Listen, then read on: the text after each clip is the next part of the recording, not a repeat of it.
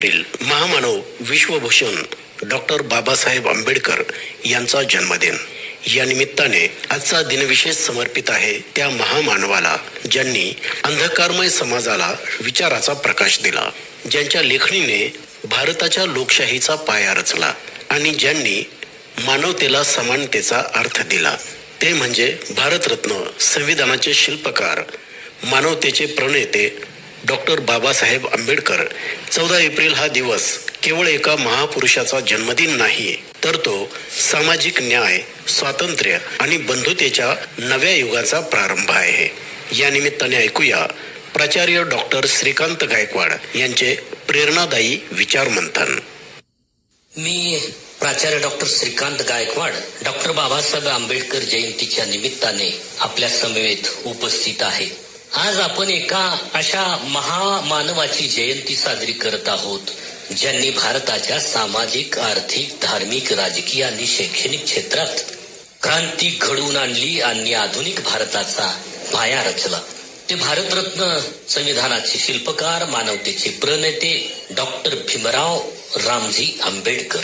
14 April हा दिवस केवळ एका व्यक्तीचा जन्मदिन नाही, तर सामाजिक न्याय, समता, मानवी स्वाभिमानाच्या नव्या युगाचा तो प्रारंभ आहे. 19व्या शतकाच्या उत्तरार्धात आणि 20व्या शतकाच्या प्रारंभी भारतीय समाज अंधश्रद्धा, जातीभेद, आर्थिक विषमता, शैक्षणिक मागासलेपणा इत्यादी मध्ये गुदमरून गेला होता. त्या काळात अस्पृश्य मानल्या जाणाऱ्या समाजातून एक तेजस्वी, बुद्धिमान असा युवक उभा राहिला, ज्यांच्या विचाराने संपूर्ण देशाचा विचार मार्गच बदलून गेला. कोलंबिया विद्यापीठ, लंडन स्कूल ऑफ इकॉनॉमिक्स यासारख्या जागतिक संस्थांमधून शिक्षण घेणाऱ्या या भारतीय विद्यार्थ्यांनी आपल्या बुद्धिमत्तेच्या जोरावर जी प्रगती साधली आहे, ती निश्चितच कौतुकास्पद स्वरूपाची ठरते.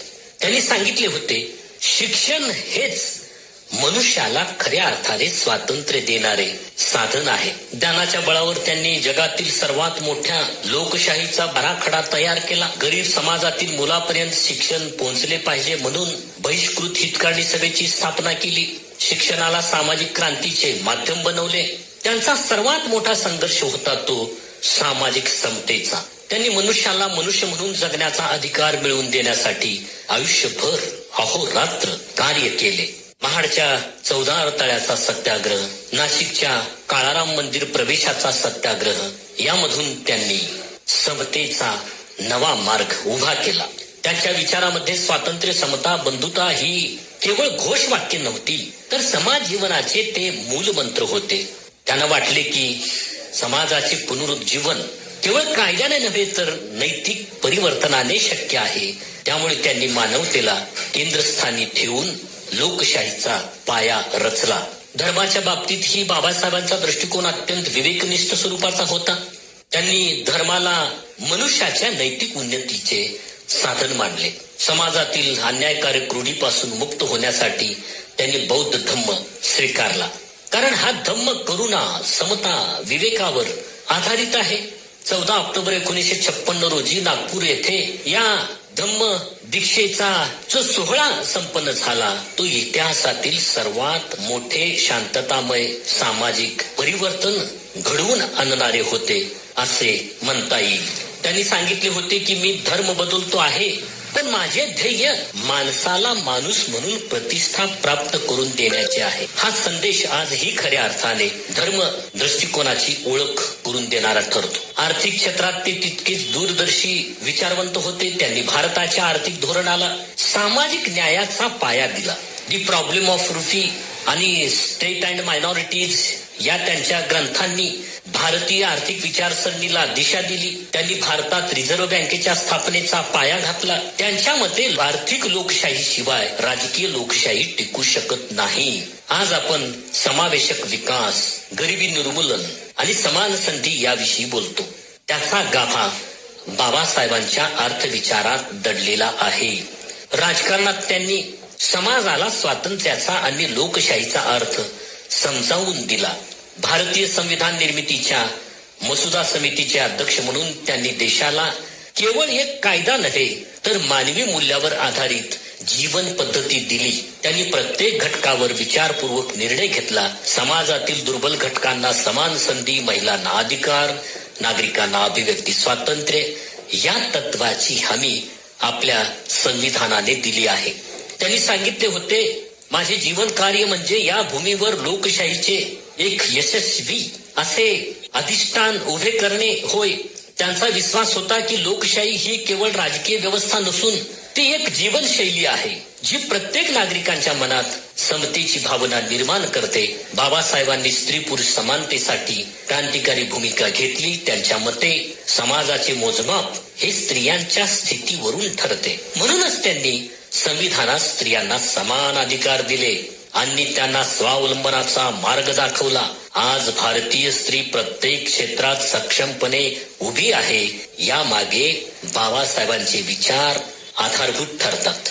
आजचा भारत जलद गतीने विकसित होत आहे, परंतु विकासासोबतच सामाजिक समता, आर्थिक न्याय, नैतिक जबाबदारी जोपासणे हे आपले कर्तव्य ठरते. जाती, धर्म, प्रांत या मर्यादा पलीकडे जाणारा मानवतावादी दृष्टिकोन आपल्याला स्वीकारावा लागणार आहे. त्यांच्या विचाराचा आजच्या काळात अधिकच अर्थपूर्ण संदर्भ आहे, कारण जागतिकीकरणाच्या या युगातही सामाजिक विषमता आणि अन्यायाच्या सावल्या अजूनही आपल्या भोवती आहेत.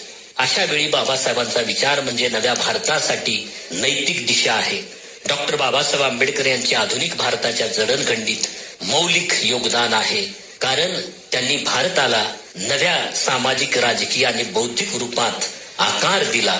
त्यांच्या विचारांनी भारतीय लोकशाही केवळ मताधिकार नाही तर सामाजिक जबाबदारीवर उभी राहू शकली.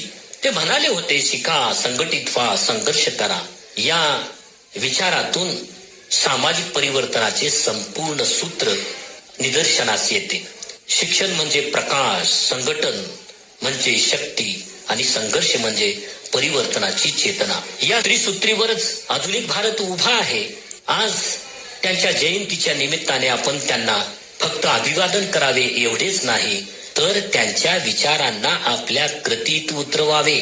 समाजातील प्रत्येक घटकाला न्याय, प्रत्येक व्यक्तीला संधी आणि प्रत्येकाला सन्मान मिळावा यासाठी प्रयत्नशील राहणे हीच त्यांना खरी अभिवादन आदरांजली ठरेल. डिजिटल तंत्रज्ञान प्रधान प्रगतशील भारत घडवायचा असेल तर पायाभरणीला आंबेडकरांच्या विचाराची समता आणि मानवतेच्या मूल्यांचा आधार देणे गरजेचे आहे. त्यांनी आपल्याला शिकवले, अन्यायाविरुद्ध उभे राहणे म्हणजे न्यायाची मागणी करण्यासारखे आहे. त्यांच्या आयुष्याने दाखवून दिले की माणूस परिस्थितीचा नव्हे तर विचाराचा गुलाम असतो. विचार बदलले की समाज बदलतो आणि समाज बदलला की राष्ट्राची प्रगती होऊ शकते. म्हणूनच ते केवळ एका समाजाचे नव्हे तर संपूर्ण मानव जातीचे नेते ठरतात. आपण सर्वांनी संकल्प करूया की शिक्षण, समानता आणि बंधुतेचा दीप आपल्या प्रत्येक कृतीत प्रज्वलित ठेवू. जाती, धर्म, प्रांत यांच्या पलीकडे जाऊन मानवतेवर आधारित नवा भारत घडवू.